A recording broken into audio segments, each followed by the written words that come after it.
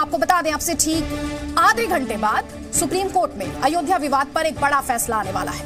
इस फैसले पर लगातार हमारी नजर बनी हुई है और साथ ही आपको बता दें तमाम एक्सपर्ट और इस खबर पर मेरे कई सहयोगियों की नजर है। उससे पहले पूरी खबर आपको बता देती हूं क्यों अब से आधे घंटे बाद निगाहें टिकी हुई हैं सुप्रीम कोर्ट पर। दरअसल सुप्रीम कोर्ट की यह संवैधानिक पीठ इस बात पर फैसला लेने वाली है कि अयोध्या विवाद मध्यस्थता से सुलझेगा या फिर नियमित सुनवाई ही की जाएगी। हिंदू महासभा, निर्मोही अखाड़ा और सुन्नी वक्फ बोर्ड, आपको यहां पर स्पष्ट कर दूं, निर्मोही अखाड़ा और सुन्नी वक्फ बोर्ड मध्यस्थता के जरिए इस विवाद को सुलझाने पर सहमति जता चुके हैं। सुप्रीम कोर्ट में आज भी अयोध्या विवाद को लेकर सुनवाई होगी। बड़ी बात इस बात को लेकर है कि मध्यस्थता पर क्या कोई सहमति बन पाएगी या फिर नियमित सुनवाई ही आगे जारी रहेगी। इसे लेकर बड़ा फैसला आ जा सकता है। समाधान, अयोध्या मामले का समाधान कोर्ट की निगरानी में क्या मध्यस्थता से हो सकता है? ये वो तमाम सवाल हैं जिनके जवाब हमें सुबह 10:30 बजे यानी अब से करीब 28 मिनट बाद मिलने शुरू हो सकते हैं। इससे पहले बुधवार को आपको याद होगा सुप्रीम कोर्ट ने मध्यस्थता को लेकर अपना फैसला सुरक्षित रख लिया था। चीफ जस्टिस रंजन गोगोई समेत 5 जजों की संवैधानिक बेंच है जो इस पर सुनवाई कर रही है और बड़ी बहस के बड़े सवाल एक एक करके आपके स्क्रीन पर। तो बड़ी बहस में हमारा पहला सवाल यही, क्या राम मंदिर का कोई मध्यस्थ मार्ग है? राम का वास्ता क्या निकलेगा बातचीत से ही रास्ता? क्या अब मिल बैठकर ही बनेगा राम मंदिर? क्या राम मंदिर निर्माण की निर्णायक घड़ी आ गई है? अब की बार क्या रामलला के आशीर्वाद से बनेगी सरकार? भूले नहीं, बस कुछ ही महीनों में इलेक्शन है और हर किसी की निगाहें इसी बात पर टिकी हुई हैं कि कैसे ये पूरा मामला आगे बढ़ता है। कई खास मेहमान हमारे साथ हैं, जल्दी से आपको बता देती हूँ। स्टूडियो में हमारे साथ असद खान फलाही हैं, इस्लामिक स्कॉलर हैं। हमारे साथ गीता भट्ट हैं, आरएसएस का पक्ष रखने के लिए। साथ ही कई और खास मेहमान हमारे साथ, आपको बता दूं इस समय आप स्क्रीन पर आशुतोष मिश्र को देख पा रहे हैं, पॉलिटिकल एनालिस्ट हैं। इशिकरण भंडारी को मैं देख पा रही हूं, एडवोकेट हैं वो सुप्रीम कोर्ट में। राकेश त्रिपाठी जी स्पोक्स पर्सन है बीजेपी के। लेकिन सबसे पहले आपसे मेहमानों का बहुत बहुत शुक्रिया, गुड मॉर्निंग। सबसे पहले आपको लेकर चल रही हूँ सुप्रीम कोर्ट, मेरे सहयोगी महेश गुप्ता के पास, उन्हें भी आप स्क्रीन पर देख पा रहे हैं। महेश, क्या बड़ी बात एक्सपेक्टेड है आज? जल्दी से बताइए हमारे दर्शकों को। आपसे करीब 27 मिनट बाद सुनवाई। देखिए, सुप्रीम कोर्ट आज सीधा फैसला सुनाएगा कि क्या इसमें मीडिएशन यानी मध्यस्थता हो सकती है या नहीं। और मध्यस्थता बाकायदा हमारा जो कानून है सीपीसी, सिविल प्रोसीजर कोड, उसके अंदर एक प्रोविज़न है। और मध्यस्थता में ये होता है कि अगर कोई पक्ष मध्यस्थता के लिए बैठते हैं, वो सहमति करते हैं कि हम मध्यस्थता को करने के लिए राजी हैं, उसके बाद अगर मध्यस्थता होती है और उस पर जो भी हस्ताक्षर हो जाएंगे वो फिर मान्य होती है, उसके खिलाफ फिर अपील दायर नहीं होती है। तो ये इसलिए अब ये देखना होगा कि उसके अंदर जो मुस्लिम पक्ष हैं वो मध्यस्थता करने के लिए तैयार हैं, हिंदू पक्ष हैं, हिंदू के अंदर कई पार्टियाँ हैं जैसे निर्मोही अखाड़ा वो तैयार है, रामलला जो है वो बिल्कुल तैयार नहीं है।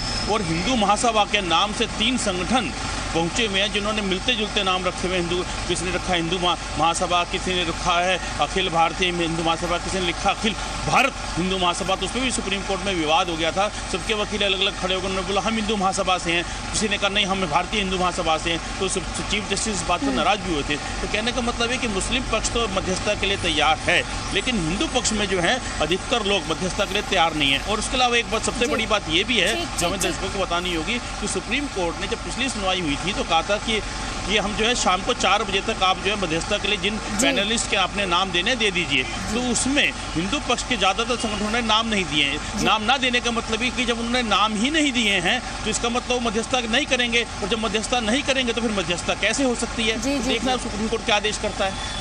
ठीक महेश, आऊंगी मैं आपके पास क्योंकि सबकी निगाह इसी बात पर टिकी है। आज क्या कुछ साफ हो पाता है कोर्ट की तरफ से, क्या निकल कर आता है? इशिकरण भंडारी, आपको लेकर आना चाहती हूँ, आप लॉयर हैं। जैसे कि मेरे सहयोगी अभी महेश भी बता रहे थे कि हिंदू पक्ष जो है उसमें सहमति नहीं है। निर्मोही अखाड़ा कहता है हाँ बातचीत से मध्यस्थता से रास्ता निकले, लेकिन जो दूसरे संगठन है, चाहे वो रामलला विराजमान हो या दूसरे संगठन हो, वो इसके पक्ष में नहीं है। मेरा सवाल आपसे बहुत ही कानूनी लीगल एंगल से जुड़ा हुआ है। जब सारे पक्ष ही अग्री नहीं कर रहे, जब सारे पक्ष ही सहमत नहीं है, तो क्या कोर्ट के पास सही मायने में यह मध्यस्थता का रास्ता है? देखिए, कोई भी मध्यस्थता हो, कोर्ट की हो या बाहर हो, जब दोनों पक्ष अगर मध्यस्थता नहीं चाहते तो होनी संभव ही नहीं होती, क्योंकि कॉम्प्रोमाइज तभी होगा जब दोनों साइड कॉम्प्रोमाइज चाहेंगी। रामलला के वकील ने कोर्ट में, मैं पिछली हियरिंग में कोर्ट में था, मैं सारी हियरिंग्स में कोर्ट में रहता हूं, उनके वकील ने, रामलला के वकील ने साफ तौर पे कहा था कि इस केस में मध्यस्थता संभव इसलिए नहीं है क्योंकि हमारी आस्था है कि यहाँ पे राम जन्मभूमि है, भगवान राम का जन्म हुआ है, इस बात पे कोई कॉम्प्रोमाइज संभव नहीं है, हमें ये पूरी ज़मीन चाहिए। अगर ये बात हो सकती है कि मुस्लिम पार्टियां अपना मॉस्क कहीं और बनाना चाहती हैं तो वो हम मदद कर सकते हैं, पर यहाँ पे राम जी का जन्म हुआ है, इस पे क्या कॉम्प्रोमाइज हो सकता है? कोई कॉम्प्रोमाइज संभव ही नहीं है हिंदू पार्टीज के लिए इसके ऊपर। तो उन्होंने कोर्ट में बेंच को ये कहा था कि यहाँ पे कोई संभव पॉसिबल नहीं है। स्टेट ऑफ यूपी के वकील ने भी यही कहा था, यूपी सरकार के वकील ने, कि इस केस में जब आस्था जुड़ी हुई है और आस्था साफ है कि यहाँ पे जन्म हुआ है तो हम क्या कॉम्प्रोमाइज कर सकते हैं इस केस में। सो यहाँ पे हिंदू पक्षों ने, अधिकतर हिंदू पक्षों ने साफ कर दिया था कि मध्यस्थता पॉसिबल नहीं है। अगर कोर्ट फिर भी ऑर्डर करती है तो वो जाएंगे, क्योंकि कोर्ट के ऑर्डर का ओबे करना पड़ेगा, मानना पड़ेगा। पर लग नहीं रहा, अपना पक्ष साफ दे दिया है। इनफैक्ट जब कोर्ट ने कहा कि हिंदू पार्टी कुछ आपत्ति जता रही है तो वकीलों ने खड़े होकर कहा हम कुछ आपत्ति नहीं जता रहे, हम साफ तौर पे मना कर रहे हैं। फिर कोर्ट ने उसको रिकॉर्ड किया।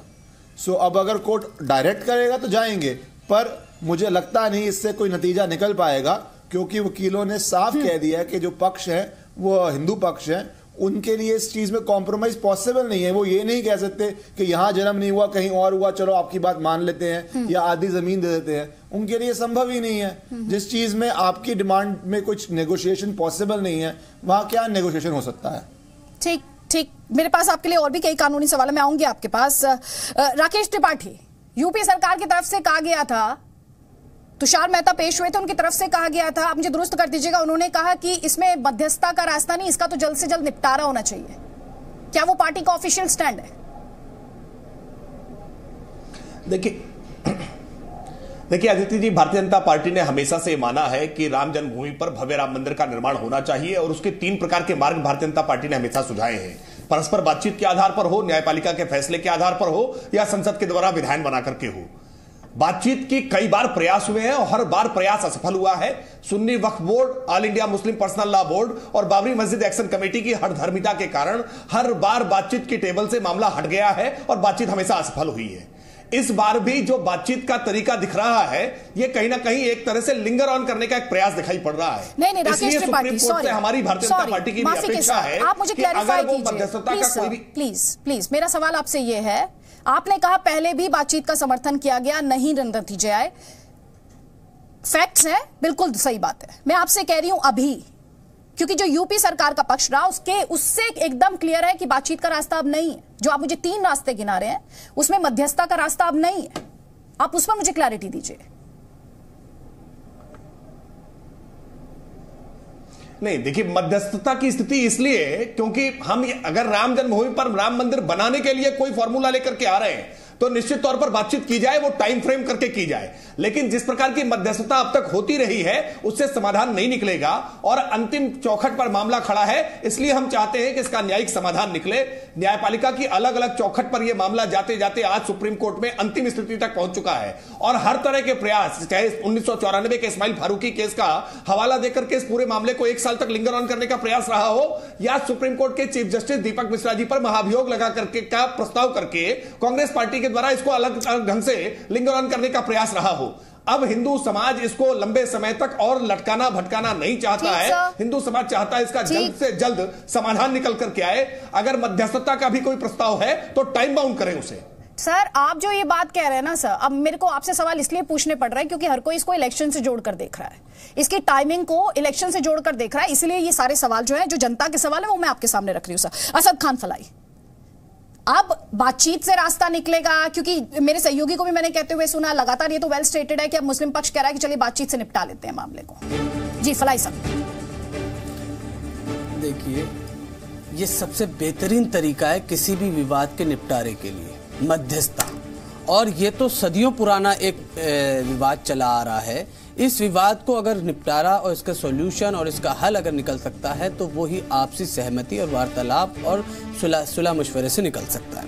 देखिए मैं बताऊं, अगर सुप्रीम कोर्ट अगर फैसला सुनाता है तो सुप्रीम कोर्ट का एक फैसला जो होगा एक कम्युनिटी के लिए पेनफुल होगा और दूसरे के लिए वो खुशी का माहौल होगा। तो ये it will be equally painful for both community, चाहे वो मुस्लिम्स के फेवर में आए चाहे हमारे हिंदू भाइयों के फेवर में आए। तो बेहतरीन तरीका यही है कि आपसी सहमति के साथ, मध्यस्थता के साथ एक कॉम्प्रोमाइज किया जाए कि कुछ वो कॉम्प्रोमाइज कर लें और कुछ हम कर लें। फलाई साहब, ऐसा नहीं कि पहली बार कुछ हो रहा है, इससे पहले भी मध्यस्थता की कोशिशें हुई हैं, तो और आप भी जानते हैं कि दोनों तरफ से रिजर्वेशंस थे और वो मध्यस्थता की कोशिशें फेल हो गई थी। ठीक है, गीता भट्ट एडिसन ने 1000 बार प्रयास किया था, तब कहीं आके बल्ब का आविष्कार किया था। तो अब ये अगर हम इस पे अगर कोशिश करेंगे तो जरूरी थोड़ी है कि अगर 10 बार आप क्या अपनी बेसिक क्या मुस्लिम, एक सेकंड मैम, जो सबसे बड़ा कंसर्न है, अभी आपने ईश्वरन को भी सुना, अभी आपने राकेश त्रिपाठी को भी सुना, दो बातें वो कहते हैं एक तो इसका इस्तेमाल किया जाता है समय बर्बाद करने के लिए, इस पूरे मामले को डिले करने के लिए, और दूसरी बात, इस बात पर तो कोई बहस की गुंजाइश ही नहीं है कि वही रामलला की जन्मभूमि है, वो भगवान श्री राम की जन्मभूमि है और वहां पर मंदिर होना चाहिए। अब देखिए, आप और मैं इसी बात पर जब स्टूडियो में बहस कर रहे हैं, हम इसी बात पर बहस कर रहे हैं, आपने आ गए ना आपकी आस्था, यही सवाल तो ये लोग उठा रहे हैं। ठीक है सर, मैं आगे आपको पूरा मौका दूंगी, आप आगे बोलिएगा सर। जी गीता भट्ट।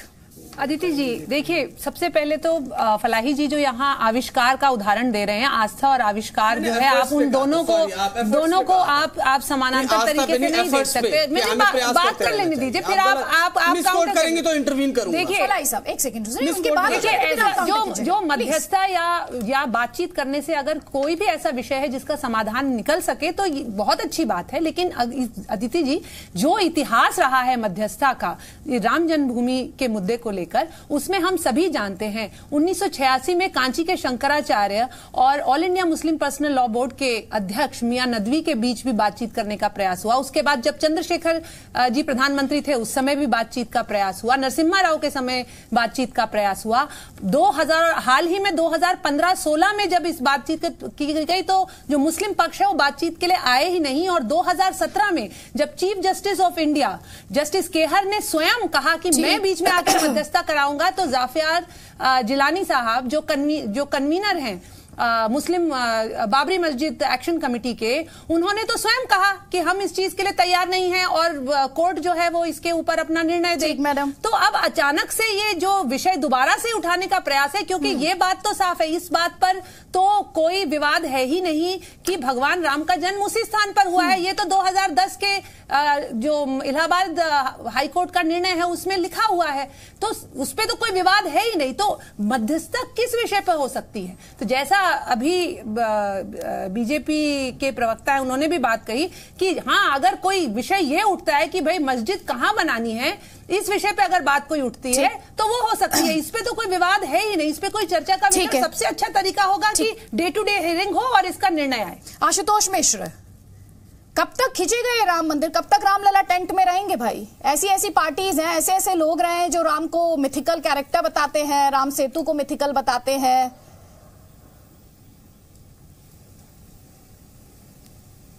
जी, और ऐसे लोगों का जो 1994 में दिया हुआ हलफनामा है उसकी बड़ाई सुब्रमण्यम स्वामी भी करते हैं और योगी आदित्यनाथ भी करते हैं।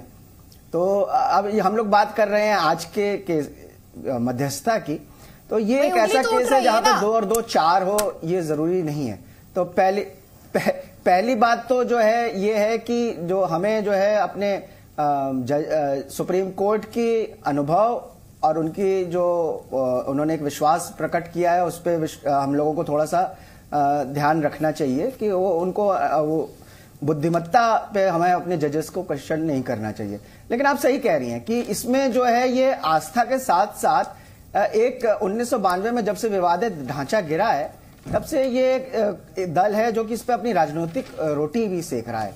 और आपने जैसे कहा कि इलेक्शन का समय है, आरएसएस भी जो है कुछ लाने वाला है, अपना कोई एक मीटिंग वगैरह है, तो ये इसमें आस्था के साथ साथ राजनीति जुड़ गई है। और ये एक तरफ से नहीं है, ये दोनों तरफ से है। मतलब इसमें चाहे वो हिंदू पक्ष हो चाहे मुसलमान पक्ष हो, राजनीति का एक जो है बहुत बड़ा हाथ आ गया है। लेकिन मध्यस्थता इसलिए जरूरी है कि अगर मध्यस्थता से, जैसे जजेस ने कहा कि अगर 1% भी चांस है तो उसमें एक सांप्रदायिक सौहार्द बना रहेगा। और अगर वो कोर्ट उसको ऐसे तो डिसाइड कर नहीं सकता क्योंकि अब ये प्रॉपर्टी डिस्प्यूट नहीं है, ये तो जो है कोर्ट ने खुद ही कह दिया है। इसलिए जो है मध्यस्थता की जो है जो आशुतोष मिश्र, जो मैं आपसे कह रही थी ना, राजनीतिक पहलू, राजनीति दोनों तरफ से हुई है, उनकी तरफ से भी हुई है तो ऐसा कहने वालों की तरफ से भी हुई है जो राम मंदिर नहीं बनने देना चाहते। जो उसे डिले करना चाहते हैं, जो उसे लटका कर रखना चाहते हैं, वो भी अपनी राजनीतिक रोटियां साल दर साल, चुनाव दर चुनाव सेकते आए हैं। और इसीलिए आज जो राम भक्त है वो खुद को ठगा हुआ महसूस करते हैं, और शायद भगवान श्री राम भी खुद को ठगा हुआ महसूस करते होंगे कि राजनीतिक रोटियां तो उनके नाम पर सेक ली जाती हैं, लेकिन जब कहा जाता है कि बातचीत की टेबल पर आइए तो सब अपने अपने आर्ग्यूमेंट तक वहां पर जो है दलीलें देनी शुरू कर देते हैं। तो अब से करीब 2 मिनट बाद यह अहम सुनवाई शुरू हो जाएगी। संवैधानिक पीठ सुप्रीम कोर्ट की 5 जजों की बेंच, कई खास मेहमान इस समय आप स्क्रीन पर देख पा रहे हैं। आपको बता दूं, आचार्य सत्येंद्र दास को इस समय आप स्क्रीन पर देख पा रहे हैं, और साथ ही इकबाल अंसारी पक्षकार हैं, उन्हें भी आप स्क्रीन पर देख पा रहे हैं। मेरे सहयोगी विशाल पांडे भी हैं और आचार्य दीपांकर भी हमारे साथ जुड़ गए। सबसे पहले मैम, सत्येंद्र दास और इकबाल अंसारी, लगातार मध्यस्थता के मार्ग पर चर्चा हो रही है, कैसे आगे बढ़ा जाएगा? क्या श्री राम मंदिर, क्या भगवान श्री राम को आखिरकार जिस मंदिर का इंतजार है उसका रास्ता मध्यस्थता से ही खुलता है? आचार्य सत्येंद्र दास पहले सर।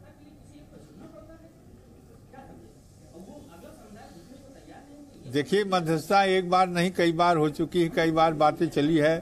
एक बात होता है कि यदि मध्यस्थता से और आपसी समझौते से बात बन जाती है तो सबसे उत्तम है, सबसे अच्छा है, क्योंकि तब हम लोगों के बीच में किसी प्रकार का दरार नहीं हो रहेगा और किसी प्रकार का कोई भी ऐसी बात नहीं रहेगी। एक भाईचारे की बात जो है वो संपन्न हो जाएगी। तो यदि भाई ये मध्यस्थता के माध्यम से, कोर्ट के माध्यम से, भाईचारे के रूप से, आपसी समझौता से ये समाधान हो जाए तो सबसे उत्तम है। नहीं तो यदि कोर्ट के माध्यम से होता है तो किसी न किसी को पराजित होना पड़ेगा, और इसमें यदि होता है तो कोई पराजित नहीं होगा, दोनों को विजय मिलेगी। उनको जहां बनाना चाहेंगे वहां मस्जिद बन जाएगी, और जहां रामलला विराजमान वहां मंदिर बन जाएगा। हम लोगों के मांग केवल यही है कि भूमि नहीं बदली जा सकती है मस्जिद, तो उनको दूसरे जगह मस्जिद बनाने कोई परेशानी नहीं है, लेकिन जहां रामलला विराजमान है उसको छोड़ दें, वहां भव्य मंदिर बनावे हिंदू समाज। और यही एक मध्यस्थता और यही एक समझौता संभव है। इकबाल अंसारी, आपके बगल में महंत सत्येंद्र दास को आज पहली बार नहीं कई बार देखती आई हूँ, कई बार आप लोग इसी तरह हमारे शो में आए हैं। अब जब मध्यस्थता को लेकर डिस्कशन हो रहा है, मैं ये सोच रही हूँ, आप लोग एक साथ बैठते हैं, एक दूसरे से मिलते हैं, ये मध्यस्थता के मार्ग तक सुप्रीम कोर्ट को क्यों ले जाना पड़ा? कैसे सुलझेगा ये मामला?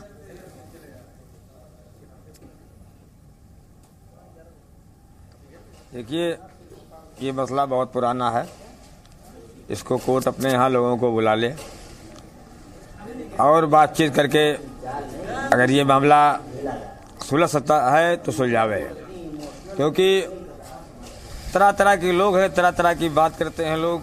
समझौता संभव है, बहुत बड़े बड़े मामले सुलझाए जाते हैं, छोटे छोटे मामले भी सुलझाए जाते हैं। इस पे भी लोग पहले बुलाए जाएं, पक्षकार बुलाए जाएं, बुद्धिजीवी बुलाए जाएं, क्योंकि बात करने वाले बहुत से लोग हैं।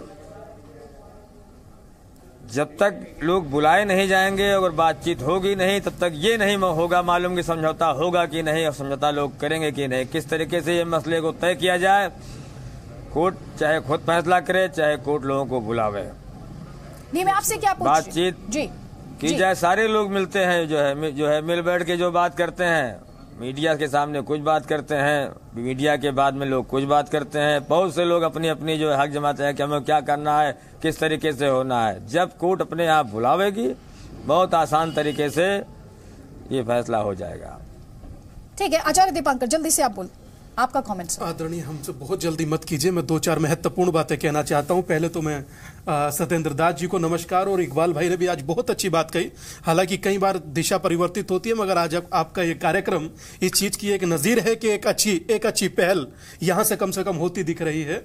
हालांकि 15 बार अब तक अदिति इस बारे में चर्चा पहले हो चुकी है, 15 बार काउंटिंग करके। मैं आपको बात पूरी करने का मौका दूंगी, वो तस्वीर मैं चाहती हूँ एक बार फिर से हमारी स्क्रीन पर आए, क्योंकि हमने राम मंदिर का मामला आपसी बातचीत से, आपसी सुलह से सुलझे, इस बात को लेकर हमने एक नहीं कई बार बहस की है। आप 6 महीने में, और आप कितनी बार हमारी उस बहस में आए, और आज सुप्रीम कोर्ट वही बात कह रहा है। हम बार-बार, जी न्यूज़ तो ये कहता है, आप क्यों नहीं एक मिसाल कायम कर देते दुनिया के सामने कि कैसे हिंदू और मुसलमान एक साथ रहते हैं और एक दूसरे की भावनाओं का सम्मान करते हैं। मैं यही कह रहा हूं अदिति, आज महंत सत्येंद्र दास जी भी सुन रहे हैं और इकबाल भाई भी सुन रहे हैं।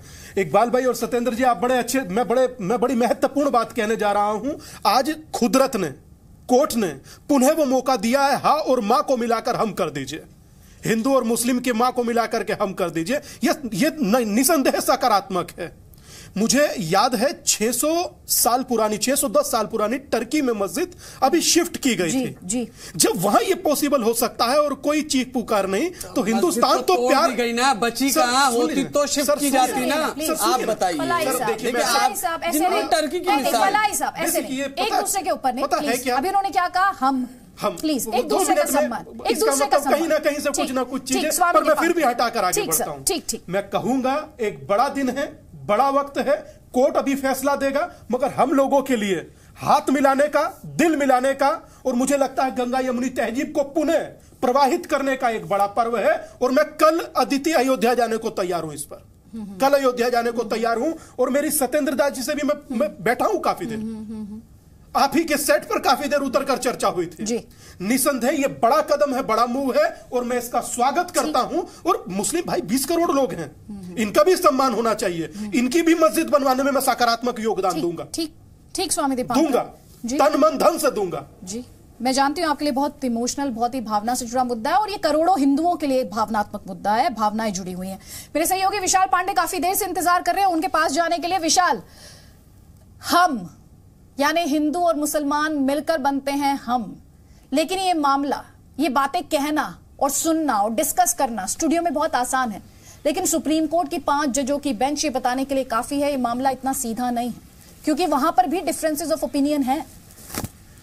बिल्कुल अदिति, देखिए अगर इस पूरे मामले का समझौता अयोध्या की सीमा के अंदर होता है, मेरा कहने का मतलब यह है कि अगर अयोध्या के आम मुसलमान, चाहे वो इकबाल अंसारी हो और अयोध्या के जो हिंदू पक्षकार, अगर उनके बीच में बैठकर होता है तो शायद इसका कोई हल निकल जाए। लेकिन जब जब भी बात समझौते की आती है, जब जब बातचीत की आती है कि आपसी समझौते से इस पूरे मामले को निपटा दिया जाए, तो बाहरी लोगों का हस्तक्षेप तुरंत ज्यादा हो जाता है, जिसकी वजह से पूरा का पूरा मामला आगे समय तक लंबित हो जाता है। और अगर इसमें आप देखिए कि किस तरह से इस पूरे मामले को लंबित करने की कोशिश पिछले कई सालों से की गई है। अब अगर मध्यस्थता की बात सामने आती है, अगर अयोध्या में इकबाल अंसारी और सत्येंद्र दास या इसके अलावा जो हिंदू पक्षकार है, चाहे वो निर्मोही अखाड़ा हो, रामलला विराजमान हो, अगर ये लोग बैठकर आपसी समझौता कर लें तो शायद मंदिर का फॉर्मूला निकल सकता है। लेकिन इसमें एंट्री हो जाएगी आपके बाबरी मस्जिद एक्शन कमेटी की, जफर याब जिलानी साहब की, कई और लोगों की, जो कि दिल्ली और लखनऊ में बैठकर अयोध्या की पूरी इस मामले को कंट्रोल करने की कोशिश करते हैं। तो उस वजह से ये पूरा मामला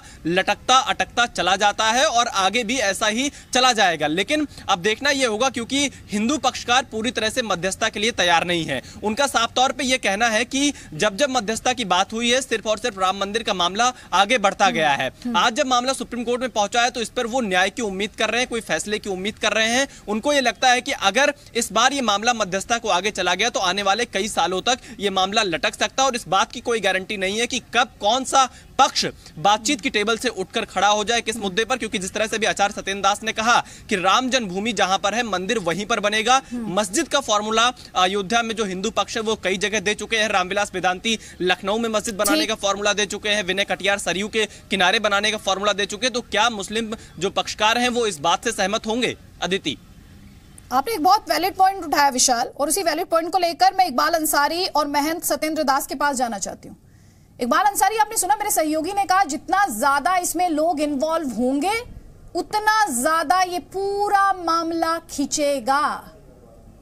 आप लोग इसे अपने लेवल पर सुलझाने के लिए तैयार नहीं हैं। बार बार मैं ये सवाल दोहरा रही हूं, आप लोग साथ बैठते हैं, साथ रहते हैं, रोजमर्रा की जिंदगी साथ है।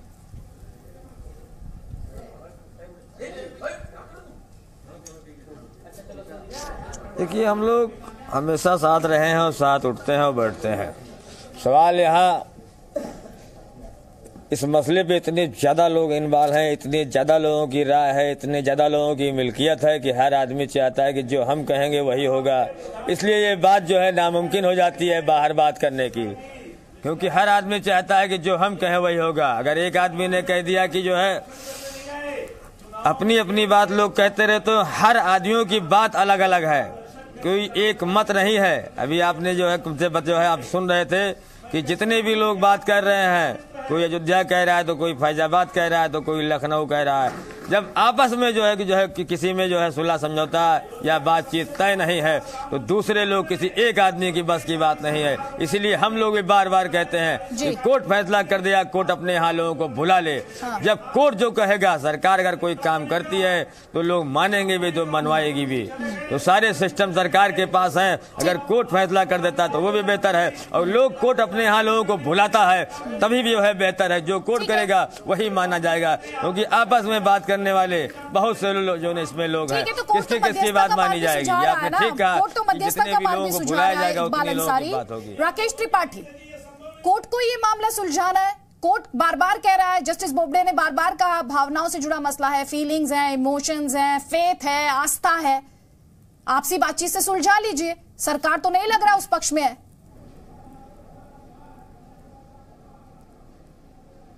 देखिए, इकबाल अंसारी जी के बयान से साफ साफ स्पष्ट हो जा रहा है। इकबाल अंसारी जी बार बार कह रहे हैं जब कोर्ट कहेगा तो समझौता हो जाएगा। जब कोर्ट को ही समझौता करा देना है तो कोर्ट फिर निर्णय कर दे इस बारे में। समझौता तो परस्पर होना है ना, कोर्ट तो केवल माध्यम हो सकती है। कोर्ट मध्यस्थता नहीं करा देगी पूरी, मध्यस्थता पक्षकारों को करनी होती है और पक्षकार अपने अपने पक्ष पर अडिग हैं। भारतीय जनता पार्टी स्पष्ट तौर पर कह चुकी है कि राम जन्मभूमि पर राम मंदिर ही बनना चाहिए। उसको बनाने के लिए अगर किसी प्रकार का कोई मध्यस्थ मार्ग निकालते हैं तो निश्चित तौर पर हम उसका स्वागत करते हैं, लेकिन जिस प्रकार से मध्यस्थता के नाम पर इसको लटकाने और भटकाने की कोशिश की जा रही है, ऐसी कोशिशें पहले भी हुई है। और आज जब अंतिम चौखट पर मामला आ गया है। मेरे दो सवाल है सर। एक तो अब जितनी अर्जेंसी सरकार दिखा रही है वो अर्जेंसी 2014 से क्यों स्टार्ट नहीं हुई, ये सवाल एक आम भारतीय के मन में है। और दूसरी बात, जब कोर्ट प्रपोज कर रहा है, कोर्ट कहता है मीडिएशन के लिए चले जाइए, कोर्ट कहता है मध्यस्थता का मार्ग आप जो है उस पर विचार कर लीजिए, तो क्या कोर्ट भी लटका रहा है इस मामले को, अटकाना चाहता है? नहीं अदिति, दो बातें मैं जोड़ूंगा। वर्ष 2010 में सितंबर 30 सितंबर 2010 को इलाहाबाद हाईकोर्ट की लखनऊ खंडपीठ से फैसला आया। 2010 से लेकर के 2014 तक केंद्र में यूपीए की सरकार थी और 4 वर्षों तक यूपीए की सरकार ने ट्रांसलेशन का एक पन्ना भी ट्रांसलेट नहीं किया। जल्दी से कई खास मेहमान लगातार हमारे साथ बने हुए हैं। असद खान फलाई, आपका कमेंट। सुप्रीम कोर्ट इतना होपफुल है कि मीडिएशन वर्क करेगा और इसका कुछ ना कुछ कंक्रीट और कुछ ना कुछ इसका फ्रूटफुल रिजल्ट आएंगे, तो हमें भी होपफुल रहना चाहिए कि 4 हफ्ते का वक्त दिया है कोर्ट ने, और इस बार चूंकि मध्यस्थता सुप्रीम कोर्ट की निगरानी में हो रही है तो कुछ ना कुछ इसका रिजल्ट जरूर आएगा। मैं इतना होपफुल हूं और यही एक इसका बेस्ट तरीका, बेस्ट वे है इस विवाद का समाधान का। ठीक है, गीता भट्ट जी। देखिए, जो 4 हफ्ते का समय है, वो जितने जो 13 याचिकाएं लगी हैं इस राम मंदिर के केस को लेकर, उसमें 4 हफ्ते का समय उसके जितने डॉक्यूमेंट्स हैं उनके वेरिफिकेशन के लिए लगना है। तो उसी समय को ऐसा प्रतीत होता है कि सर्वोच्च न्यायालय ने वही समय मीडिएशन के लिए, मध्यस्थता के लिए रखा है। तो अगर इसमें कुछ सकारात्मक बातें आती हैं तो अच्छी बात है, नहीं तो आगे केस की सुनवाई तो होगी ही। आशुतोष मिश्र, जल्दी से आपका कमेंट, फिर मैं महेश गुप्ता का रुख करूंगी। ये बहुत ही एक अच्छा डिसीजन है। जैसे गीता जी ने कहा कि ये 4 हफ्ते जो है कोर्ट ने मध्यस्थता के लिए दिए हैं, और इसमें ये भी पता चल जाएगा कि जो है कौन कितना जो है झुकने को तैयार है। महेश गुप्ता, एक बार मैं फिर आपके पास आ रही हूँ, एक बार फिर से हमारे दर्शकों को बताइए, बड़ी खबर, मध्यस्थता के मार्ग पर आगे बढ़ेंगे, 4 हफ्ते का वक्त, और क्या क्या बड़ी बातें सुप्रीम कोर्ट की तरफ से कही गई?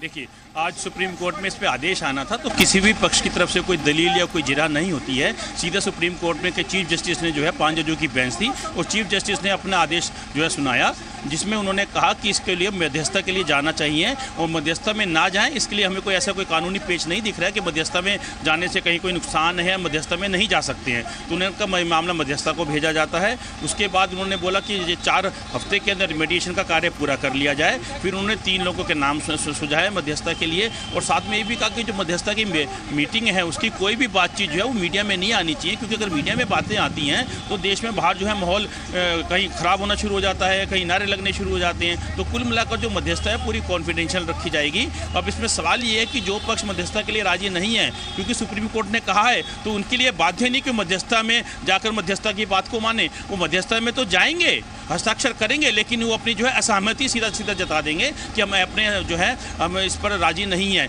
या वो पूरी मांग रख देंगे। वो मांग दूसरे पक्ष को मान्य नहीं होगी, तो ऐसे में मध्यस्थता का रास्ता नहीं निकल पाएगा। लेकिन अगर सभी पक्षों के बीच में कोई रास्ता निकल आता है और उस पर हस्ताक्षर हो जाते हैं तो फिर वो बाद में मान्य होगा, उसके खिलाफ फिर अपील नहीं होगी। ठीक। स्वामी दीपांकर, बहुत जल्दी से आपका कमेंट। हमारे पास हमेशा जल्दी में आते हैं आप, मगर क्या बहुत भूरी प्रशंसा है। जैसे कि गीता जी ने कहा, मैं उससे 100% सहमत हूं कि जिस प्रकार 1 महीने के अंदर बाकी प्रोसीडिंग या काम पूरा होगा तब तक का समय दिया गया है और इसको निसंदेह सकारात्मक यूज कर हा और माँ को मिलाकर मंदिर वहां बनाए और वहीं थोड़ा सा हटकर कहीं मस्जिद भी बनाए। क्योंकि मुझे लगता है जो चीजें शिफ्ट हो सकती हैं उसके लिए तनाव क्यों। तो ये बहुत सकारात्मक कदम है और मेरी तरफ से बहुत साधुवाद तीनों व्यक्तियों को भी और तमाम पक्षकारों को भी। तो आप ऑप्टिमिस्टिक हैं? 4 हफ्ते का जो वक्त कहा जा रहा है उसमें एक सोल्यूशन निकल कर आ पाएगी? उम्मीद है कि सियासत खत्म हो जाएगी। आदरणीय, वो तो बहुत ये होनी ही चाहिए। हिंदू और मुस्लिम पर सियासत क्यों? मारने और काटने पर सियासत क्यों? लाशों पर सियासत क्यों? परमात्मा पर सियासत क्यों? ये तो खत्म ही होना चाहिए। जी देखिए, सियासत तो इन्होंने लोगों ने खत्म होना चाहिए। आज तक राम मंदिर नहीं बन पाया। अगर इन्होंने सियासत नहीं की होती तो 1986 में शीतला सिंह जी की किताब के हिसाब से 1986 में राम मंदिर का तामीर हो चुका होता। ठीक, आशुतोष मिश्र, जल्दी से आपका कमेंट सर। 2 चीज कहना चाहूंगा इसमें। हमें देखना होगा कि एक तो पहले आरएसएस का क्या प्रस्ताव आता है और ये 1 महीने का जो टाइम मिला है, इससे एक बहुत इंटरेस्टिंग बात ये होगी कि तब तक चुनाव घोषित हो चुके होंगे। तो आशुतोष मिश्र, आपको इसमें आरएसएस का प्रस्ताव कहां से आता है? वो तो ध्यान देना पड़ेगा ना। सुप्रीम कोर्ट ने मध्यस्थता की बात की, इसमें आरएसएस का प्रस्ताव कहां से आता है? क्योंकि अभी तो आप देश की अदालत को मानते हैं या आपको आरएसएस के प्रस्ताव में दिलचस्पी है? सुप्रीम कोर्ट का प्रधानमंत्री ने जो कहा था कि सुप्रीम कोर्ट का जब ऑर्डर आएगा हम उसके बाद भी कोई डिसीजन ले सकते हैं, और इधर 2-3 डिसीजंस जो हैं सुप्रीम कोर्ट के सरकार ने ओवरटर्न किए हैं, जो कि सुप्रीम कोर्ट ने SC/STs को लेकर दिए थे, वो वोट को ध्यान में रखते हुए इन्होंने ओवरटर्न किया। तो आप कह रहे हैं जो सुप्रीम कोर्ट ने कहा मध्यस्थता को लेकर सर रोक लगेगी? नहीं, आशुतोष मिश्र, आप कह रहे हैं कि जो मध्यस्थता को लेकर सुप्रीम कोर्ट का आज का फैसला है इसे भी ओवरटर्न कर सकती है सरकार, ये आपकी अंडरस्टैंडिंग कह रही है? इस समय सब मामला सब जुडिस है ना, आपको थोड़ा दुरुस्त कर दो। प्राइम मिनिस्टर ने कहा, मुझे अभी तक याद है, मध्यस्थता को नहीं ओवरटर्न करेंगे। मध्यस्थता को ओवरटर्न नहीं करते हैं, मध्यस्थता को नहीं ओवरटर्न करते हैं। बाद में जब ऑर्डर आ जाता है, और ये प्रधानमंत्री ने कह रखा है कि जब कोई सुप्रीम कोर्ट डिसीजन ले लेगा हम उसके बाद जो है अपना देखेंगे कि ऑर्डिनेंस लाना है कि क्या लाना है, ये कह रखा है। ठीक सर, लेकिन जो आप प्राइम मिनिस्टर के जिस बयान का हवाला दे रहे हैं ना सर, वो प्राइम मिनिस्टर का बयान ये था जब ये पूरा मामला सुप्रीम कोर्ट से निपट जाएगा तब सरकार का काम शुरू होता है। एक्चुअली आप थोड़ा सा तथ्यों को अपनी कन्वीनियंस के हिसाब से पेश कर रहे हैं, आप तथ्यों को थोड़ा सा ट्विस्ट कर रहे हैं। आपने पहला हाफ मेरा सुना नहीं। ठीक सर, आपने मेरा सेंटेंस पहला हाफ सुना नहीं जब मैंने कहा कि मध्यस्थता के बाद। ठीक सर, प्लीज। हुआ है कि बेंच यह स्वागत योग्य है, और मैं क्या नाम है मुख्य न्यायाधीश है, मुख्य न्यायाधीश जो गोगोई साहब है, इनके बुद्धि है कि जल्दी से जल्दी निर्णय हो। इनके बुद्धि में भगवान बढ़िया से कृपा करें कि ये अच्छे इनका बुद्धि आवे, काम करें। सुप्रीम कोर्ट ने ये भी कहा है कि 1 हफ्ते के अंदर प्रक्रिया शुरू करें। तो 1 हफ्ते के अंदर नहीं, हम चाहता हूं कि आज प्रक्रिया शुरू करो। हाँ, अपना व्यवस्था करो, आओ शुरू करो। हम लोग पंचायत से भागेंगे नहीं, हम पंचायत में रहूंगा। इस पंचायत में ये लोग हैं, एक तो चेयरमैन खलीफुल्ला साहब रहेंगे, दूसरा श्री रविशंकर प्रसाद हैं, और तीसरे सदस्य जो हैं श्री राम पंचू होंगे। इस मध्यस्थता मामले को तो कई खास मेहमान लगातार हमारे साथ बने हुए हैं। सुप्रीम कोर्ट की तरफ से 4 हफ्ते का वक्त दिया गया है। मनीष शुक्ला जी, आपकी प्रतिक्रिया सर। यूपी सरकार हालांकि कहती रही कि स्पीडी एडजुडिकेशन होना चाहिए, कोर्ट को यह मामला निपटाना चाहिए, लेकिन कोर्ट ने कहा मध्यस्थता। देखिए, हमारी सरकार ने कहा कोर्ट को निपटाना चाहिए, तो कोर्ट का जो निर्णय, सर्वप्रथम तो Bharatiya Janata party supreme court का सम्मान करती है और ये अपेक्षा करती है कि माननीय न्यायालय के निर्देशानुसार, उनके देखरेख में जहाँ जन्मभूमि है मंदिर बने, ऐसी एक बात होगी। और वो चाहे मध्यस्थता के जरिए हो और चाहे आदेश के जरिए हो, तो हमारा कोई इसमें कन्फ्यूजन नहीं है। भारतीय जनता पार्टी केवल ये चाहती है कि जन्मभूमि पर प्रभु राम के मंदिर का निर्माण हो। और जहाँ तक हमारी सरकार की बात है, तो सरकार का भी यही सोच है कि जल्द से जल्द फैसला आए, चूंकि 15वीं शताब्दी से देश का अधिसंख्य नागरिक इस बात की प्रतीक्षा में है कि अपने प्रभु को की आराधना वो भव्य मंदिर में जाके कर सके। ठीक ठीक। हाजी खान, अब तो भगवान राम भी कह रहे हैं मेरे वास्ते बातचीत के रास्ते। देखिए, मुस्लिम पक्षकारों ने तो पहले भी ये कहा कि मध्यस्थता से अगर मामला सुलझाया जा सके तो देश हित के लिए अच्छा होगा, और देश के आने वाला कल जो है इस देश में हिंदू और मुसलमान मिलकर इस मुल्क को आगे दुनिया की सुपर पावर बना सकते हैं। लेकिन अगर जहां जिस घर में, जिस तिजारत में, जिस मुल्क में आपस में मन मुटाव होता है लोगों की, जनता के बीच में, वो देश तरक्की नहीं करता। धर्म के नाम पे लोगों को बांटना अच्छी बात नहीं है, कोई भी मजहब का लोग बांटते हों, लेकिन देश को अगर आगे ले जाना है तो हिंदुस्तान में रहने वाले 125 करोड़ नागरिकों की, हिंदू हो या मुसलमान हो, सबकी आस्था अपनी अपनी है। उस आस्था के एतबार से देश में अगर आज सुप्रीम कोर्ट ये कह रहा है कि भाई मध्यस्थता होनी चाहिए तो हम उस पर राजी हैं, हमें कोई प्रॉब्लम नहीं है। ना हमने विरोध पहले किया, ना आज करते हैं विरोध। ठीक है सर, लेकिन बातचीत की कोशिशें पहले भी हुई, मध्यस्थता की कोशिशें पहले भी हुई, लेकिन अभी तक नाकाम साबित हुई है। महेश गुप्ता का रुख एक बार फिर से कर रही हूँ। मैं चाहती हूँ सभी को एक बार फिर से, हमारे दर्शकों को पूरी खबर महेश बताइए कैसे ये टाइम बाउंड मीडिएशन है, क्या कुछ अहम बातें हैं इसकी। महेश के साथ हमारा संपर्क टूट गया है। विशाल पांडे, अगर आप मुझे सुन पा रहे हो, जल्दी से हमारे दर्शकों को पूरी खबर एक बार फिर से बताइए, क्योंकि बेहद अहम खबर, सुप्रीम कोर्ट ने 4 हफ्ते का वक्त दिया है इस पूरे प्रोसेस के लिए। देखिए अदिति, सुप्रीम कोर्ट ने मध्यस्थता का आदेश दिया है। 3 सदस्यीय कमेटी बनाई है। जस्टिस खलीफुल्ला इसके चेयरमैन होंगे, श्री रविशंकर इसमें रहेंगे, श्री राम पंचू जो कि वरिष्ठ वकील हैं वो इसके सदस्य रहेंगे, और इसकी जो प्रोसीजिंग है उसे जल्द से जल्द शुरू करने के लिए सुप्रीम कोर्ट ने कहा है। और इसकी जो मीडिएशन की जो भी कार्रवाई होगी वो अयोध्या में बैठकर ही होगी। अयोध्या में ही सभी पक्षों के साथ यहां पर ये जो मध्यस्थता कमेटी है बातचीत करेगी और 4 हफ्ते में अपनी स्टेटस रिपोर्ट देगी। इसके अलावा ये भी सामने आ रहा है कि कुल मिलाकर 8 हफ्ते में पूरी की पूरी इस पूरे मामले पर एक रिपोर्ट इस कमेटी को देना है। 4 हफ्ते में पहला स्टेटस रिपोर्ट बातचीत करके जो भी सभी पक्षकार हैं अयोध्या में उनसे सुप्रीम कोर्ट को यह कमेटी अपनी रिपोर्ट देगी। यानी अगर इसे देखा जाए तो कुल मिलाकर राम मंदिर का जो मामला है विशाल, मुझे क्लैरिटी चाहिए। एक सेकंड मुझे ये एक क्लैरिटी चाहिए। 4 हफ्ते का वक्त है कि 8 हफ्ते का वक्त है? देखिए आदित्य, अभी 4 हफ्ते के अंदर स्टेटस रिपोर्ट इस कमेटी को देनी है, लेकिन कुल मिलाकर 8 हफ्ते का समय यहां पर पूरी की पूरी कमेटी को दिया गया है, जो कि 8 हफ्ते के अंदर अयोध्या मामले का जो कि ये विवाद है इस पूरे मध्यस्थता के जरिए इसको क्या उसका फॉर्मूला निकलता है, क्या उस पर रिपोर्ट आती है, वो सुप्रीम कोर्ट में देनी होगी। यानी कि आदित्य, इस पे थोड़ा सा क्लैरिटी लेती हूँ विशाल, क्योंकि महेश वहीं पर कोर्ट रूम में मौजूद थे, सुप्रीम कोर्ट में ही मौजूद थे। महेश, ये 4 हफ्ते को लेकर जो बात है, आप ये एक्चुअली पूरा तफसील से पूरा बताइए हमारे दर्शकों को। देखिए, क्योंकि दिक्कत यह है कि सुप्रीम कोर्ट में जो जजेस हैं वो अक्सर माइक का इस्तेमाल नहीं करते, बस वो धीरे धीरे से अपना ऑर्डर पढ़ देते हैं। तमाम बड़ी बातें एक एक करके अपने दर्शकों को हम बता रहे हैं। 3 लोगों का पैनल मध्यस्थता के लिए, मीडिएशन के लिए सुप्रीम कोर्ट की तरफ से बना दिया गया है। मध्यस्थता के जरिए राम मंदिर विवाद सुलझाया जाए। हमारे साथ संजीव तिवारी आ गए, रामदत्त त्रिपाठी भी हैं, मनीष शुक्ला है बीजेपी की तरफ से, हाजिक खान है और साथ ही मुफ्ती मंजूर जियाई भी है। मैं चाहती हूँ सबकी प्रतिक्रिया जल्दी से एक एक करके। रामदत्त त्रिपाठी जी, सर आपका कॉमेंट जल्दी से सर।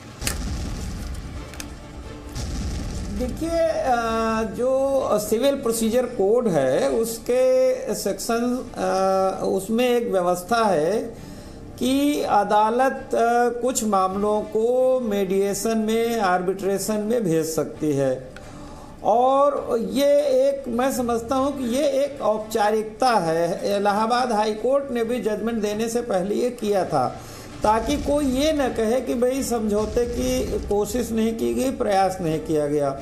तो मुझे लगता है कि सुप्रीम कोर्ट ने ये एक औपचारिकता, एक औपचारिक अवसर दिया है पार्टियों को कि भाई वो आपसी बातचीत से कोई फार्मूला निकाल लें। अगर वो निकाल लेते हैं तो लंबी सुनवाई से बच जाएगा, सुप्रीम कोर्ट अपनी उसमें मोहर लगा देगा और वो फैसला सुप्रीम कोर्ट का जजमेंट माना जाएगा। लेकिन जो पिछला अनुभव है, चूंकि जो अभी से सुब्रमण्यम स्वामी कह रहे थे कि यहाँ मामला यह है कि एक म्यान में जैसे 2 तलवारें आ गई हैं। उसी स्थान पे मुस्लिम पक्ष का ये कहना है कि जो मस्जिद है वो अल्लाह की जगह है, संपत्ति है, हम नहीं दे सकते, कोर्ट चाहे तो दे दे। हिंदू पक्ष कह रहा है कि हमारा आस्था का विषय है, हम वहीं बनाएंगे। तो जब तक इस पॉइंट पे दोनों पक्ष अड़े हुए हैं तब तक मुझे नहीं लगता कि मध्यस्थता से कोई फैसला हो पाएगा। ठीक, एक बार फिर से महेश गुप्ता के पास अपने दर्शकों को लेकर जाती हूँ। महेश, जो सवाल मैं आपसे पूछ रही थी, क्योंकि सुब्रमण्यम स्वामी साहब से बातचीत शुरू हो गई इसलिए मैं उस पर क्लैरिटी नहीं ले पाई। ये 4 हफ्ते की जो बात कही जा रही है, प्लीज आम भाषा में हमारे दर्शकों को बताइए, कुल मिलाकर क्या है? देखिए,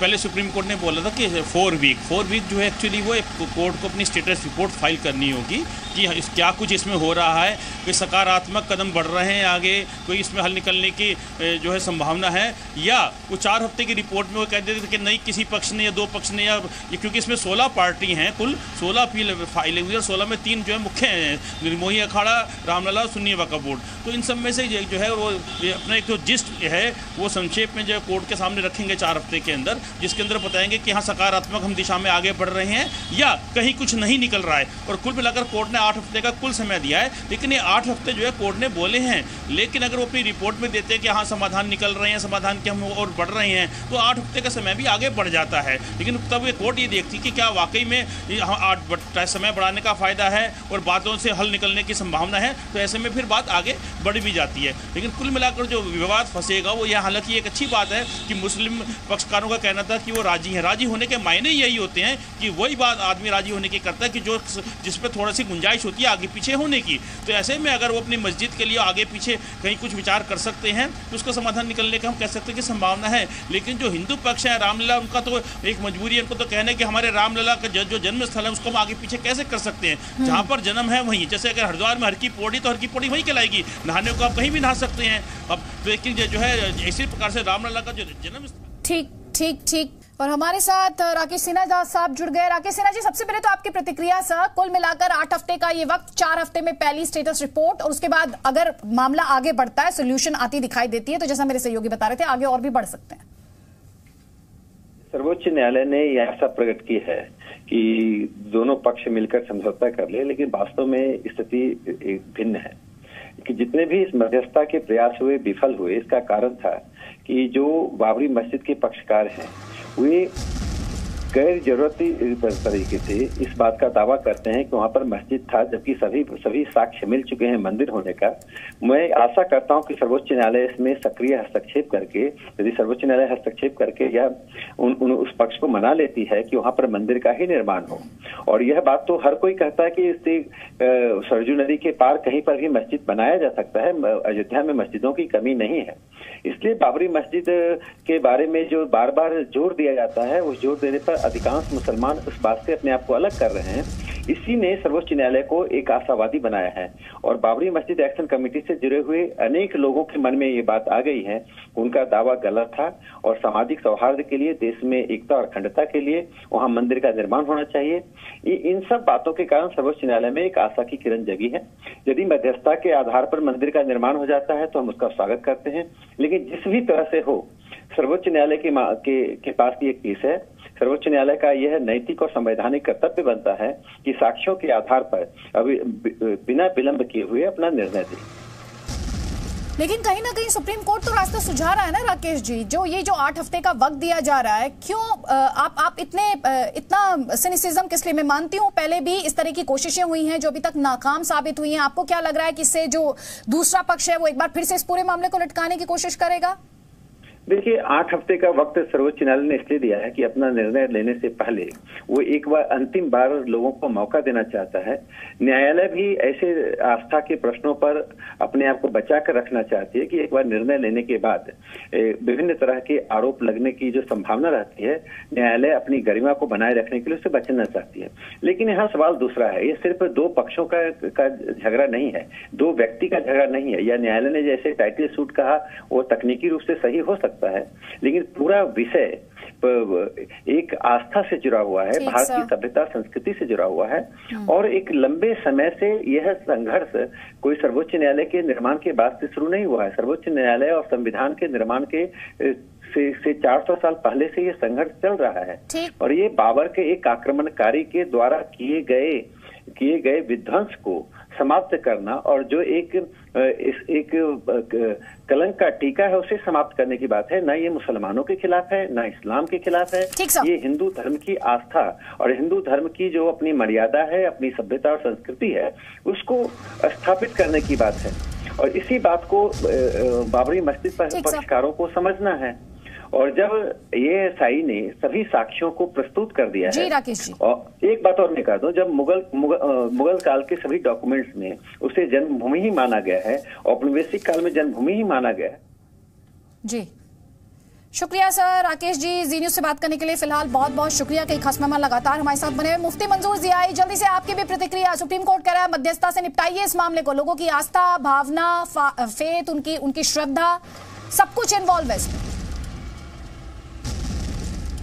देखिए अदिति जी, मैं आपको बता दूं कि हिंदुस्तान के वातावरण इतने ख़राब हो चुके हैं पिछले कुछ सालों से कि लोग परेशान थे, तकलीफ में थे, और ये कि बड़ा मुद्दा हिंदुस्तान के सामने है राम मंदिर और बाबरी मस्जिद का। इस दरमियान में आपसी तनाज़ो ज़्यादा न बढ़ सके, इसलिए 8 हफ्ते का जो वक्त दरमियान में मिला था, इसको आपस के मध्यस्थता के लिए चुन लिया गया है। और मुसलमानों ने इस बात को हिंदुस्तान के वातावरण को सही रखने के लिए और बताने के लिए कि देखो हिंदुस्तान का मुसलमान हमेशा अमन के साथ है, ताकि अमन बनी रहे हिंदू और मुसलमान के दरमियान में। इस अमन को बनाए रखने के लिए मुसलमानों की पहल ये हुई कि हम लोगों के बीच में मध्यस्थता होनी चाहिए, हम लोगों के दरमियान गुफ्तगू होनी चाहिए। अच्छा। उस गुफ्तगू को अगर आगे बढ़ाया जा सकता है अच्छी तरीके से तो हम उस पर तैयार हैं। और हमने उसी की कोशिश की है ताकि आने वाले दिनों में भी लोगों को यह ना लगे कि मुसलमान शिद्दत पसंद है। जिस तरीके से हम पर सुप्रीम कोर्ट ने जो मध्यस्थता की कोशिश की है, और हमने इस पर सपोर्ट इसलिए भी किया है, लोगों ने हम पर शिद्दत पसंदी का आरोप लगाया, हमेशा ये कहा कि मुसलमान शिद्दत पसंद होता है, ये बातें नहीं मानता है, तो हमने इस बात को वाज़ेह कर दिया, देखो हम सुप्रीम कोर्ट की बात मानने वाले लोग हैं। लेकिन आपने देखा है ना कि अभी रविशंकर का इख्तलाफ हिंदू पक्ष के लोगों ने ही किया है। तमाम धर्म गुरुओं ने श्री रविशंकर का इख्तलाफ करना शुरू कर दिया है। आज से ही मैंने ऐसा नहीं देखा, बहरहाल आपके माध्यम से लोग कह रहे हैं। नहीं सर, मैंने अभी तक ऐसा कुछ नहीं सुना, ये आप कह रहे हैं सर। अभी स्वामी चक्रपाणी क्या कह रहे हैं वो अपने दर्शकों को सुना रहे हैं। जो माननीय सुप्रीम कोर्ट ने दिया है उसको हम बिल्कुल स्वीकार करते हैं। रामलला विरोध कर रहा है? नहीं, विरोध कोई करे, देखो हम पॉजिटिव चीज में जा रहे हैं, नेगेटिव बातें नहीं है। और इसमें हमें राम मंदिर के लिए सब लोग मिलकर के, हिंदू मुसलमान, हमें पूरा विश्वास है कि आगे बढ़ेंगे। सबसे बड़ी बात है कि श्री रविशंकर जी का नाम है, जो हम लोग काफी समय से मीडिएशन के प्रयास कर रहे थे, हम लोगों ने बातचीत का काफी हम लोगों ने आगे बढ़ाया था, तो इसलिए हम इसका स्वागत करते हैं। मनीष शुक्ला, मैं आपसे ये समझना चाह रही हूँ सर, अब यूपी सरकार की क्या भूमिका है इसमें? क्योंकि कोर्ट में तो ये कहा गया था कि मध्यस्थता से तो नहीं निकलेगा, कोर्ट ही इसकी नियमित सुनवाई करके जल्द से जल्द निपटारा करे। देखिए, जब माननीय सर्वोच्च न्यायालय ने कोई फैसला दे दिया तो उसके पूर्व क्या क्या कहा गया, अब उस पर कोई विषय रखने से कोई फायदा नहीं है। भारतीय जनता पार्टी का स्पष्ट मानना है कि जहां रामलला का जन्म हुआ था वहां मंदिर बने। और हमको आपको एक चीज़ ध्यान रखनी चाहिए कि एक तरफ रामलला का मंदिर है, एक तरफ वो विवादित ढांचा है। वो रामलला जो भारत के सांस्कृतिक पुरुष हैं, भारतीय सभ्यता के केंद्र बिंदु हैं, जो भारत के पूर्वज हैं, इस हिंदुस्तान के पूर्वज हैं। दूसरी तरफ ऐसे व्यक्ति के नाम पे मस्जिद की बात वहाँ अन्य लोग कर रहे हैं जिसका देश की संस्कृति सभ्यता से कोई लेना देना नहीं, जो आक्रांता था और जो मस्जिद इस्लाम का अनिवार्य पार्ट नहीं है, ये कोर्ट मान चुका है। तो हमें लगता है कि अगर मध्यस्थता के जरिए वहाँ भव्य मंदिर के मार्ग का मार्ग प्रशस्त होता है तो हमको कोई आपत्ति नहीं है। भारतीय जनता पार्टी बस इतना चाहती है कि जहाँ अस्थायी मंदिर है उसको भव्य स्वरूप मिले। ठीक है महेश गुप्ता, ये जो पूरा प्रोसेस है, ये जो मीडिएशन का प्रोसेस है, कौन कौन सी पार्टीज हैं, किस किस से बात होगी, कैसे बात होगी? क्योंकि बुधवार को तो हमने यूपी सरकार को भी देखा था, उसको भी रिप्रेजेंट किया गया था। ये पूरा प्रोसेस क्या है, बताइए हमारे दर्शकों को, किस किस से बात होगी? देखिए, अगर हम कानूनी पहलू पर आते हैं तो इसके अंदर सुप्रीम कोर्ट में जो है 1+15 एक लिस्ट नाम होता है, उसके नीचे 15 और नाम है, यानी कि कुल 16 मामले, जो 16 इसके अंदर लोग हैं, 16 चाहे वो संगठन है चाहे वो इंडिविजुअल हैं, जो हाई कोर्ट के फैसले के खिलाफ आए हुए हैं। जिनको सुप्रीम कोर्ट ने ओके किया है। 16 लोगों को सुना जाता है, 16 याचिका करते हैं जो इसके अंदर। उसके अलावा बहुत सारे और लोग भी आए थे जो पुराने चीफ जस्टिस दीपक मिश्रा, उन्होंने उन सबको हटा दिया था कि नहीं, जो पार्टियां हाई कोर्ट में थी हम उन्हीं को सुनेंगे। तो अब जो मीडिएशन का मामला है, मीडिएशन में भी उन्हीं को ही सुना जाता है। ना तो इसमें बीजेपी पार्टी है, ना इसमें कांग्रेस पार्टी है, ना ही कोई और राजनीतिक दल पार्टी है। नंबर 2, ना इसमें केंद्र सरकार पार्टी है, ना इसमें राज्य सरकार पार्टी है, ना इसमें यूपी सरकार पार्टी है। तो कहने का मतलब ये है कि इसके अंदर जो भी पक्षकार हैं जो यहाँ पर अपील में आए हुए हैं, वही इसमें आपस में जो वादी हैं या प्रतिवादी हैं वही बैठेंगे, उन्हीं को ही सुना जाएगा। अगर किसी, चाहे कोई सरकार का नुमाइंदा है, चाहे किसी वो राजनीतिक दल का नुमाइंदा है या किसी वो समुदाय का नुमाइंदा, अगर उसने अपना कोई पक्ष रखा है तो वो इन्हीं संगठनों जो 16 इसमें प्रतिवादी या वादी हैं उन्हीं के जरिए ही कोई बात आगे बढ़ा सकता है। मीडिएशन के अंदर जो आएंगे वो 16 लोगों को ही सुना जाता है, उनके जो हस्ताक्षर वही उनके ही हस्ताक्षर होंगे कि हाँ वो किस बात पर सहमत हो रहे हैं। ठीक महेश, मेरा एक और सवाल है, एक और बात जो कही जा रही है उस पर भी क्लैरिटी चाहिए कि ये जो 3 मीडिएटर्स हैं जिनका नाम दिया गया है, ये औरों को भी जोड़ सकते हैं, उसका क्या मतलब है?